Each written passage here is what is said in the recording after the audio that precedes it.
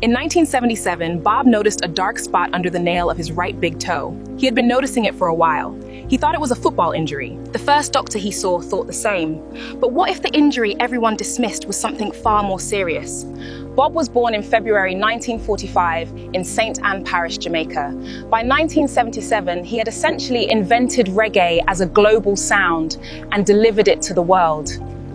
He was 32 years old. He was the biggest thing in his universe, and he played football every single day he could.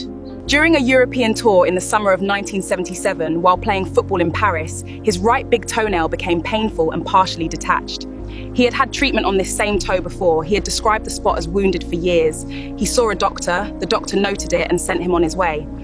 The lesion kept growing. A second doctor looked at it more carefully and became more suspicious. He ordered a biopsy. The result came back in July 1977. It was acral lentiginous melanoma, a rare and aggressive form of skin cancer. Doctors told him the melanoma had to be treated by amputation of the toe, possibly the foot. If they removed it now, while the cancer was still local, there was a strong chance of preventing it from spreading. Marley refused. He refused on grounds of his Rastafarian faith, which held that the body must not be cut. He was not going to lose his toe. What he agreed to was excision, removal of the nail and surrounding tissue, followed by a skin graft taken from his thigh. It was less than the doctors wanted. Doctors believed the cancer had not been fully removed. Marley went back on tour. He toured for 3 more years. In 1978, he performed the One Love Peace concert in Kingston, Jamaica, and pulled 2 political opponents onto the stage and joined their hands above his head. He was trying to stop his country's civil war with music. Meanwhile, the cancer was spreading through his lymphatic system. He did not know yet. In September 1980, Bob was jogging in Central Park in New York City when he collapsed and suffered convulsions. Tests confirmed what the melanoma had done in the 3 years since he refused the amputation. It had reached his brain and his lungs. On September 23, 1980, he performed his last concert at the Stanley Theater in Pittsburgh, Pennsylvania. He did not know it was his last. He had performed 2 shows at Madison Square Garden before this, the biggest venues he had ever played. He gave everything he had every night.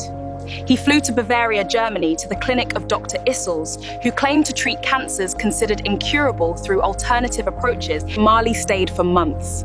The treatments did not work.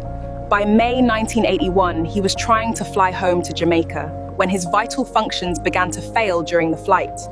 He landed in Miami. He was taken immediately to Cedars of Lebanon Hospital. He was 36 years old. He never made it home to Jamaica. Bob died at Cedars of Lebanon Hospital in Miami on May 11, 1981.